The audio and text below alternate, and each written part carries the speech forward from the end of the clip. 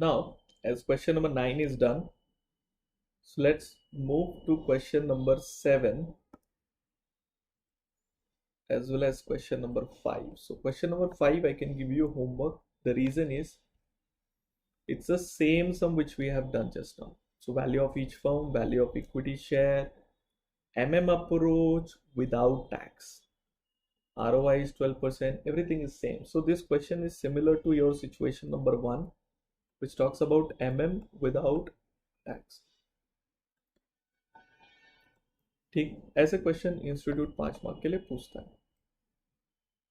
कुछ नहीं करना है इसमें. 12% से इसको डिवाइड किया, वैल्यू ऑफ फर्म मिल गया, उसमें से डेट माइनस कर दोगे, वैल्यू ऑफ इक्विटी मिलेगा, divide by number of equity share, you get value per equity share. Value of firm भी मिल जाएगा, वो भी मिल जाएगा. तीनों के केस में value of firm will remain same because of NOI approach and income दोनों का सेम. ठीक है, इसको ट्राई कर लीजिए. सॉल्यूशन के लिए आप क्या करेंगे, स्टडी मटेरियल देख लीजिए, वहां पे सॉल्यूशन दिया हुआ है. सेकंड क्वेश्चन नंबर 7, उसका भी सॉल्यूशन दे रखा है, फिर भी मैं इसको सॉल्व करता हूं. दो कंपनीज है, company X and company Y. Same risk class, identical in every fashion except that company X uses debt while company Y does not. Okay, so तो कंपनी एक्स यूजेस डेट, तो ये with debt है, and this one is without debt, ऐसा बोल रहा है. ठीक है. The levered that is debt is 9 lakh, 10% rate of interest. So both the firm earns 20% before interest and taxes on their total asset. What is this, sir? This is total asset पे earning, that means this must be ROI. 20% वो लोग कमा लेते हैं total asset इस पे. Perfect capital assume करिए, rational investor, so on. Tax rate is 50%. Okay. Capitalization rate for equity, that means K is given to you as 15%. Compute the value of firm using X and Y using net income approach. So let's solve with question number 7. Okay. So A, value of firm using net income approach. So net income approach में value of firm change होता है. ठीक है ना. मैं y पहले लिख रहा हूँ, x बाद में लिख रहा हूँ, बिकॉज y में डेट होता है और सॉरी y में डेट नहीं है और x में डेट है, इसके लिए अलग से लिख रहा हूँ. लेट्स राइट EBIT कितना आएगा, 15 लाख का असेट है, 20% उसका ROI है. सर कहाँ से मिला आपको, अबे दिया है. ठीक है. इंटरेस्ट ऑन डेट कितना है, इंटरेस्ट 9 लाख पे 10%, सो 9 लाख इधर नहीं है, इधर है.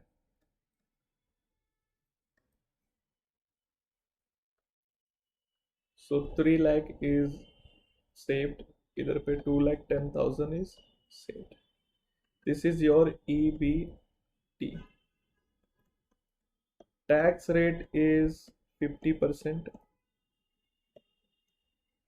1,50,000 tax rate है और 2,10,000 1,05,000 है, क्या समझ. ठीक है. So profit after tax you can call it NI. Equity को जाएगा ये पैसा 1,50,000, 1,05,000.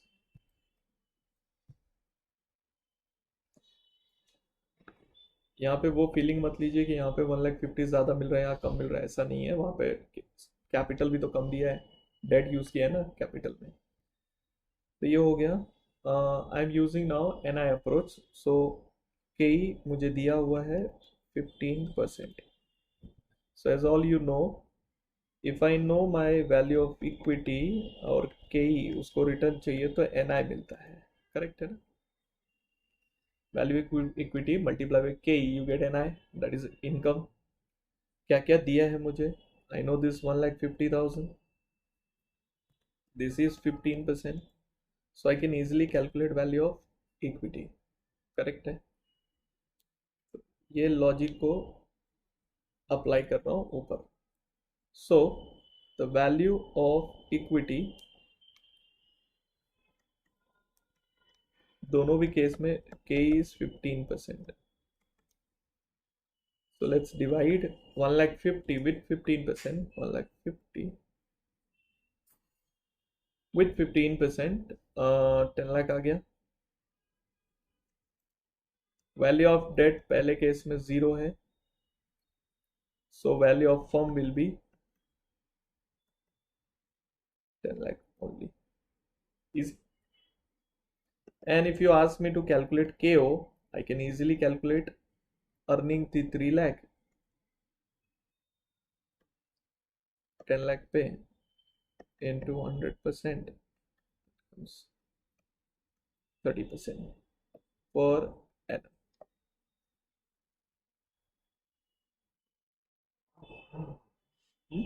और ये प्री टैक्स KO है, पोस्ट टैक्स KO नहीं है, ठीक है ना. ओके, 10 लाख के इन्वेस्टमेंट पे 3 लाख की अर्निंग, 3 लाख की है ना.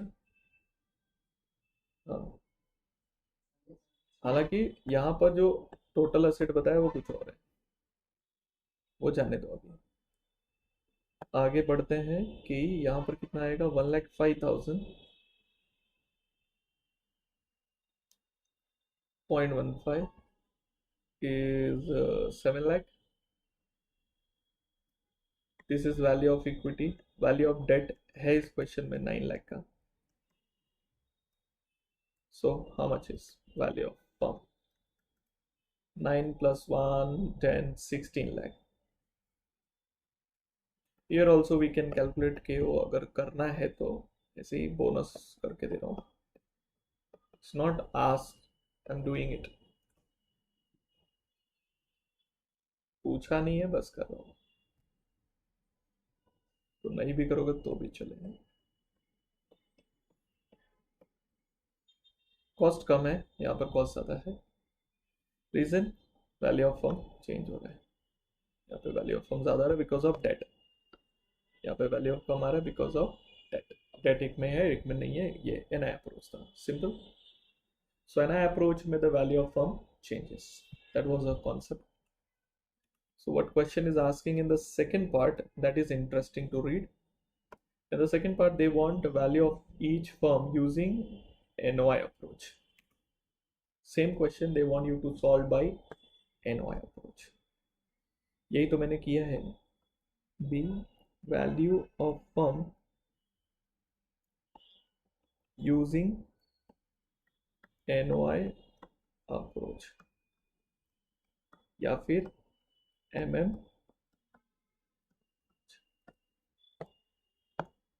अब आप मुझे खुद बताओ, डायरेक्ट शॉर्टकट मार दूं, चलेगा आपको? अगर हम लोग NOI अप्रोच फॉलो करते हैं तो value of firm will remain same. So Y को ले लीजिए जिसमें क्या है, विदाउट डेट है. सो देखिए EBIT ले लो, विच इज 3 लाख. इंटरेस्ट 0 है ही नहीं, 3 lakh. Tax is 50%, so 1.5 lakh government को देने होंगे.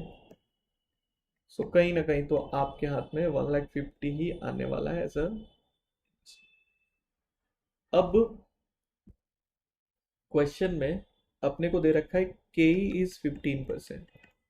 मैं क्या बोलता है, अगर डेट नहीं है, सो अगर के है और डेट नहीं है तो KD इज नॉट देयर, है ही नहीं ना. So in short your KO will be 15% only. Yes और नो, KO इसका 15% ही होने वाला है लॉजिकली. क्यों सर? अबे डेट नहीं है ना, तो डेट तो 0 है ही नहीं. तो वैल्यू डेट लिखो, या अगर रेट भी लिख दो तो मल्टीप्लाई जो वेटेज है उसका 0% है ही नहीं डेट. सो इस केस में when you use a NOI approach you use the capitalisation rate as a KO. अब मुझे बताओ value of firm will be 1,50,000 divide by 15%. So ये 10 लाख ही आ रहा है. Value of firm is 10 lakh. इसमें से डेट माइनस करोगे तो वैल्यू ऑफ इक्विटी मिलेगा. That is the difference story. But अभी करना नहीं है फिलहाल अपने को. ये चीज आ गई. बट यही चीज जब आप एक्स के केस में देखते हो तो वो विथ डेट है. वो भी 3 लाख रुपीज की अर्निंग कर रहा है, लेकिन वो 90,000 क्या भर रहा है?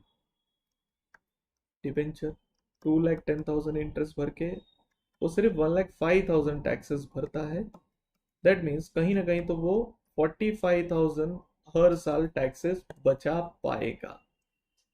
तो हमें एनओआई अप्रोच फॉलो करते हुए ये बोलना है the value of firm x limited का विल बी 10 लाख. तो मिलेगा ही उसको. वो तो अर्ली बर्ड का तो सेम ही रहने वाला है ना. The value of firm remain same. ये फंडामेंटल तो सेम ही है ना. what will be the additional there?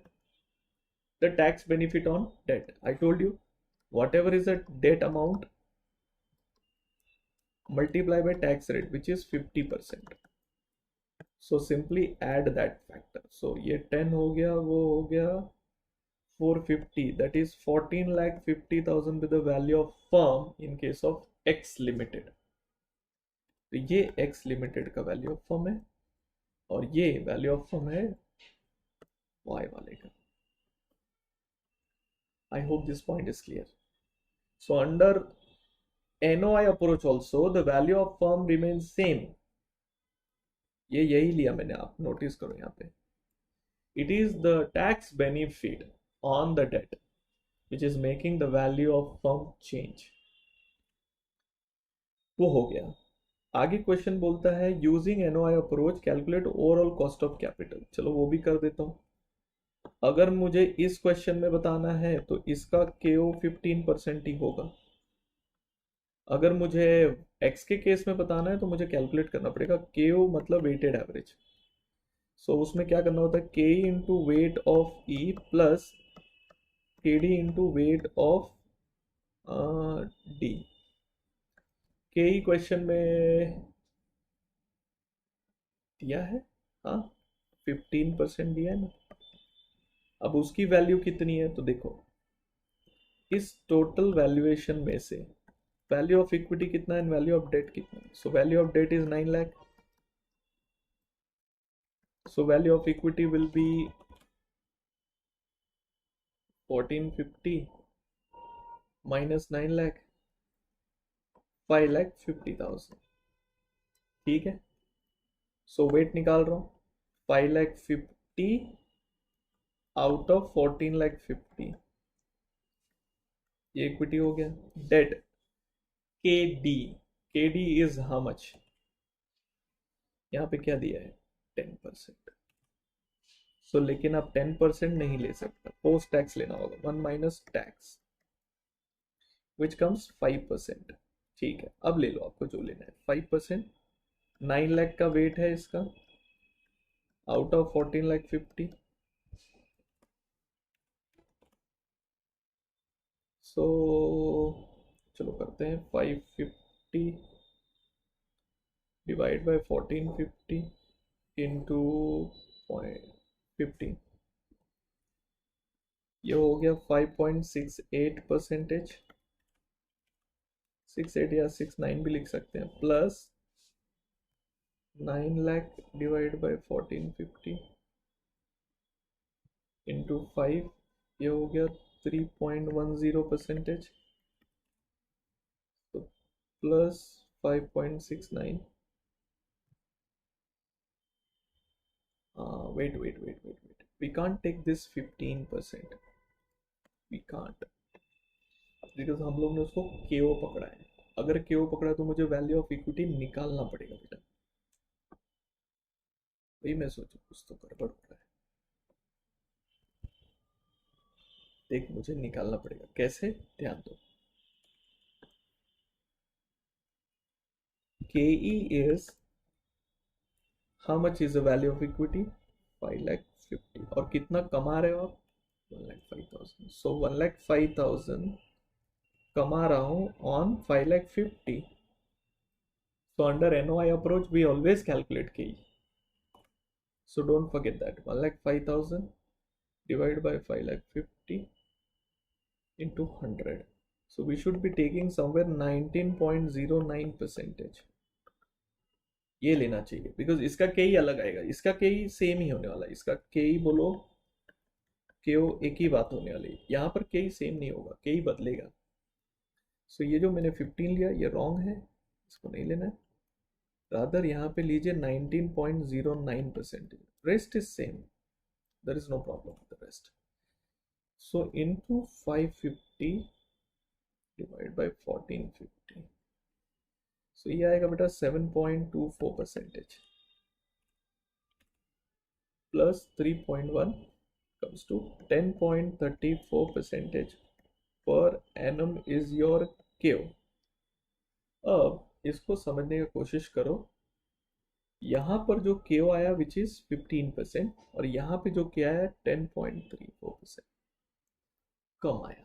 ठीक है, that is because of the debt. Fourth part क्या बोलता है, which of these two firms has optimum capital structure according to NOI approach and Y. Optimum क्या होता है, जो बेस्ट कैपिटल स्ट्रक्चर है. If you compare, so D part, company X has optimum capital structure, that is KO is 10.34% compared to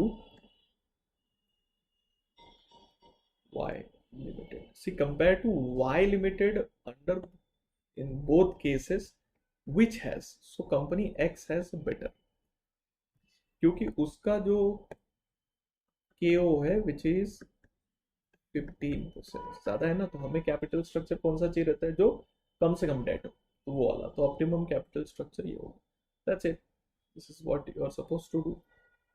same सम अपन ने 3 बार किया MM अप्रोच को टैक्स लेके, सेम लॉजिक के साथ. चेक कर लो. So question number 7 done.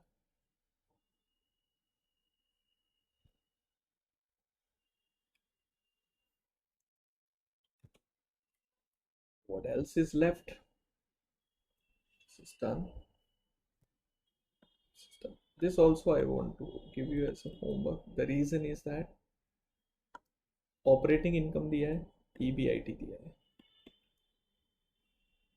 10 lakh 10% का उसका डेट दे रखा है. मतलब EBIT में से हम क्या माइनस करेंगे, इंटरेस्ट मिलेगा क्या, EBT. ये दिया है KE. सो KE को यूज करके NI अप्रोच फॉलो करके हम लोग वैल्यू निकाल सकते हैं. NI अप्रोच करोगे तो वैल्यू ऑफ इक्विटी मिलेगा, उसमें वैल्यू ऑफ डेट ऐड करो तो टोटल वैल्यू ऑफ फर्म मिलेगा. That they have asked you to calculate. जो अप्रोच बचता है वो NI अप्रोच ही बचता है. क्यों NI अप्रोच बचता है, अभी KE दिया है तो NI अप्रोच ही फॉलो कर सकता है ना. That is one thing you are suppose to do. Second part में calculate firm's overall capitalisation ratio, that is they are asking you to calculate KO. वो तो आपको आता है, वेटेड एवरेज कर सकते हो या फिर शॉर्टकट यूज कर सकते हो. वैल्यू ऑफ फर्म मिल गया, अर्निंग मालूम है, earning divide by value of firm कर दो, मिल गया. ये आपको नहीं आता रहेगा. 4 types of leverages, that is BS and BV. उसमें करना कुछ नहीं बेटा. BS का मतलब होता है, B stands for borrowing. So borrowing divide by S stands for share holder fund, या वैल्यू ऑफ इक्विटी ले ले. इसका जो रेशियो आएगा उसको बोलते हैं BS. That is A. ये कर लो. B again, B stands for borrowings divide by V stands for value, value of firm. Total value से डिवाइड करो. सो एक बार टोटल वैल्यू से डिवाइड करो, एक बार शेयर होल्डर वैल्यू से डिवाइड करो, that is value of equity से डिवाइड करो. जो भी रेशियो आएगा उसको हम लोग कहते हैं leverages. That ratio is called leverages and that ratio is technically called balance sheet ratio, balance sheet leverage. तो ये आप कर लीजिए. B को याद रखिए, borrowings और कर पाएंगे. Okay. For solution you can verify your answer from study material, वो तो कर ही लेगा तू.